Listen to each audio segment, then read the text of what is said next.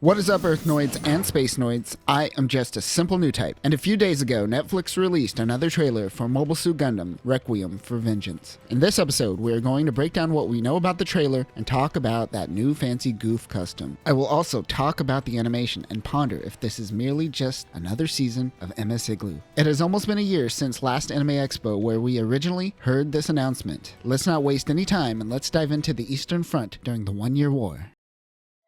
Remind me again. Why are we fighting over this rock? We fight because those are our orders. Here's the official summary of the story from the Netflix channel. In the Universal Century 0079, a state of war began when the Principality of Zeon declared its independence from the Earth Federation government. In the war's opening stages, the Zeon forces maintained an advantage thanks to the effectiveness of their new weapon, the mobile suit. However, they lacked the fighting strength to fully conquer Earth, and the war became a stalemate. 11 months after the outbreak of war, a base in Zeon-occupied Eastern Europe is captured by the Federation forces. A Zeon composite battalion is sent to recapture the base, and among its members are Solari and her Red Wolf Squadron, a mobile suit team that has only just arrived from space. However, the Japanese Netflix account and the official website gave a more detailed description. My Japanese sucks, but luckily Zeonic Scanlations on Twitter posted a translation. It gives the same introduction, but it also gives a little bit more details on the mobile suits. Solari's unit is the Zaku 2 Type F, a mass production model of the Zaku 2 developed by the Zeon forces. As the squad leader's suit, it is equipped with more head antennas than standard. Claws are painted on the feet as a wolf motif. Its codename is Red Wolf Alpha, and the name of the Gundam is Gundam EX, a state-of-the-art mobile suit developed by the Earth Federation forces, designed with an emphasis on ground mobility and operating time for forced reconnaissance and rear disruption deep in enemy territory.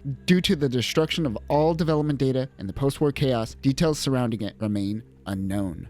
Of course. So let's talk about the two main mobile suits in this series. First is the Zaku 2 Type F, but this isn't a normal MS-06F Zaku 2, as we see a new communications array on its head. Let's take a look at the MS-06F along with the F2 type and the MS-06S to try to paint a picture of this particular Zaku. Remember, Bandai's goal is to make money first and foremost, so selling a different unit is more important than canon, but we could try our best to make sense of things. The MS-06F Zaku 2 can be considered the biggest player in the 1-year war for Zeon, as this was its most used mass-produced unit. Its lightweight armor makes it a perfect unit for when Zeon soldiers come dirt side. You got your standard shoulder shield, your 120mm machine gun, a Heat Hawk, and occasional Sturmfaust. Your standard loadout for a Zaku. Before the commander type units were created, commanders would rock the blade antenna on the F type. It wasn't until the creation of the MS-06S Zaku 2 Commander type that we saw the blade antenna installed into its own unit. Though the antenna itself was identical to those found on the F-type, the structure at its base was different, giving it improved communications and enemy detection capabilities. This Commander type still shared almost 90% of its parts with the F-type to make it easy to repair. We should also touch on the fact that before the S-type existed, there was also the FS type that Garmazabi and other commanders used during battle, which also included the blade antenna. Considering the beginning of this trailer says that the war has been going on for 11 months, we can assume that this is November of UC 0079 and that it is very possible for the F2 type to be production ready. The MS-06F2 Zaku 2 F2 type was the last mass-produced Zaku. It took a lot of data that learned from the Goof and the Goof Custom and drastically reduced its weight and increased its thruster output. The Zaku F2 type can be equipped with a pair of solid rocket boosters on its backpack that could give the mobile suit a brief but tremendous increase in overall thruster output. And I suppose we should take a look at the MS-06E Recon type, which does have an antenna on its right side. A second one could easily be added for this new unit. Now this is fun to speculate, but the reality is that the team is called the Red Wolf team, and the ears look like wolf ears and the feet look like claws. The rule of cool beats out logic, and this is most likely the most amount of thought that has been put into it so far. Let's briefly discuss the Gundam EX. The name certainly sounds like something you would find on the Disney Channel. Let's start with the face. It certainly resembles in many ways the EZ-8, as the overall head shape is quite large compared to its face, which seems to be depressed into the head more so than other units. The scope on the beam rifle makes me believe it is a BOA branded beam rifle. Let's look at the BOA XBR M7907G beam rifle that was used by Grandpa as a comparison. This, of course, was a revolutionary weapon that was used by EFF, as it is essentially a miniaturized 1.9 megawatt particle particle cannon and uses concentrated Minovsky particle battery packs. This thing can shoot off 12 to 15 rounds and can destroy the Zaku's 120mm machine gun. I have a feeling this unit's beam rifle will play heavily into the fear this story is trying to instill, as Zeon has no idea how to handle the Gundam. On the back of the Gundam EX seems to be a Gatling gun. Now, it doesn't look like the standard 120mm Gatling gun, as it looks a little smaller. This unit might have been derived from the Full Armor Gundam. The Full Armor Gundam, however, doesn't have a Gatling gun, but rather a 360mm rocket cannon installed in its backpack. Although similar, the Full Armor Gundam is a heavy mobile suit, and the Gundam EX looks slimmer, so having the Full Armor's cannon might make the unit top-heavy. Other than that, my personal opinion about this unit is that it needs one more accent color. My guess is that they made this unit more monochromatic to blend into the shadow, making it more menacing. But when you see it in the light, its menacing nature disappears. Okay, now that we got that out of the way, let's actually look at the trailer.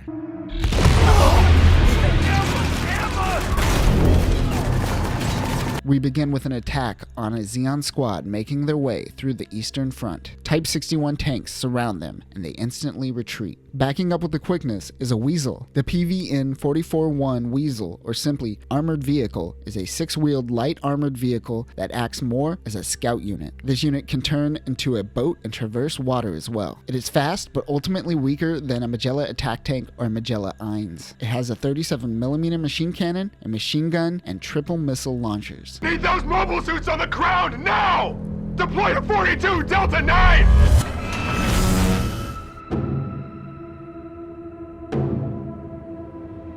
It seems once his squad was hit hard by EFF forces, Zeon decides to send out the mobile suits. This is when we cut to Gauss launching the Red Wolf team.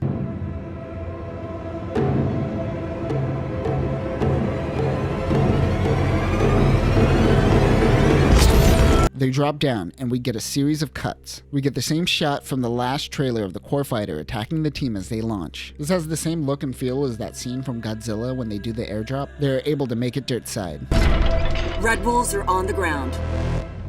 It's the Red Wolves! They took out 3 fleets and moved! We watch as this team decimates the Type 61 tanks. We then get the commander saying our protagonist's name, Ilya Solari. Area Solari? Sir, You ever see a Zaku up close? Not like this. But the principality of Zeon will spread across the earth! Something bothering you, Cap? I don't know. I've just got a bad feeling about all of this. We look up to see 2 units, one with a 120mm machine gun, and the other looks like it's holding a Sturmfaust maybe? It isn't a high caliber beam rifle that you would see on a Zaku sniper, and it is too small to be a Zaku bazooka. Unless this is a beam rifle, but you rarely see a Zaku using those. It looks like the team has taken over a small Eastern European town, and things are looking good for Zeon. We see some Zaku tanks coming in. We talked about this unit in our last breakdown trailer, but one thing I wanted to emphasize is that this has a 180mm cannon over its right shoulder, which leads me to believe that it is an MS-06V Zaku tank cannon type, which is barely mentioned in MSVs and various literatures, but the 180mm cannon is what sticks out here. The team gets friendly with one another when suddenly they are attacked.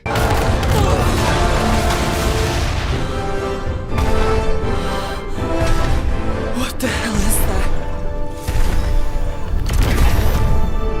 We see a Magella attack tank try to fly away and fail. The Magella is just too slow in flight mode, which is probably why the Magella Eins exists. Of course, we get the pivotal image of the Gundam coming out of the flames. As the Gundam attacks, Dops come in. It seems like during this attack, the Red Wolf team is going to be taken out, and Solari is going to have to pull from the squad they met up to go on a mission of revenge. This is when we meet 2nd Lieutenant Heaton, 2nd Lieutenant Haley Arvin, some doctor, and what looks like a mechanic named Captain Zydos. What's your name?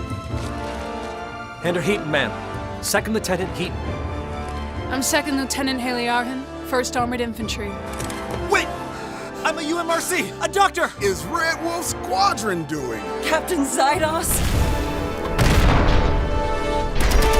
During this shot, we also see Solari wearing the watch that we saw a close-up of earlier, so we know that it is hers. Or perhaps it belongs to one of her teammates that gets killed by Gundam EX, and she wears it to honor their memory. And that is when we get the money shot. The MS-07B-3 Goof Custom is a fan favorite. We have seen the Goof Custom recently in our coverage of the plot to assassinate Giran. but most of you are probably familiar with the battle between Norris Picard in the Goof Custom against Shiro Amada in the EZ-8 during 8th MS Team. I know a lot of people consider this battle amongst their favorites. Regardless of how you feel about this series, everyone seems to be very positive on this appearance of the Goof. We see the 3-barrel 35mm machine gun in action, which is awesome. I love shots like this that give up more details of certain units. Zaku 2, we're moving!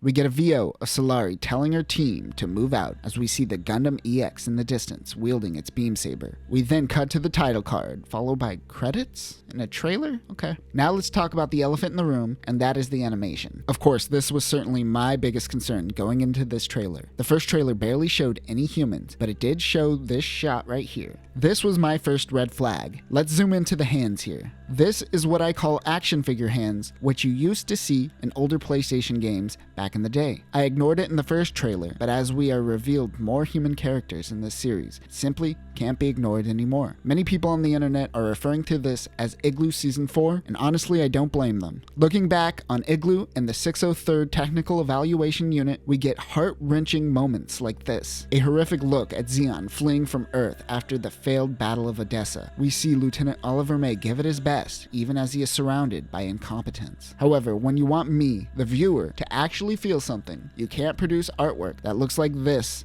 plain and simple. Don't get me wrong, Requiem for Vengeance is light years better than what we have seen in Igloo. However, you can make something look pretty in a single frame. Look at this looks fantastic. This looks amazing. But this is animation and not manga, and you have to show the viewer some movement that at least somewhat represents humanity without hitting that uncanny valley. Captain Zydos? I personally wish for Bandai to focus on the blending of CGI with that typical anime look, similar to what you see in Origin, Kukuru's Doan's Island, and the new Gundam Seed Freedom movie. I tend to lean towards that art style more so than the hyper-realism. But I know a lot of you are big GBO2 fans, so let me know in the comments, what is your favorite art style in the Mobile Suit Gundam franchise, be it anime, manga, or games? And let me know your thoughts on this trailer and if I missed anything important. But that'll do it for now, new types. We now have a new one and only Gundam during the 1-year war. How many does that make it? I lost count already. Peace.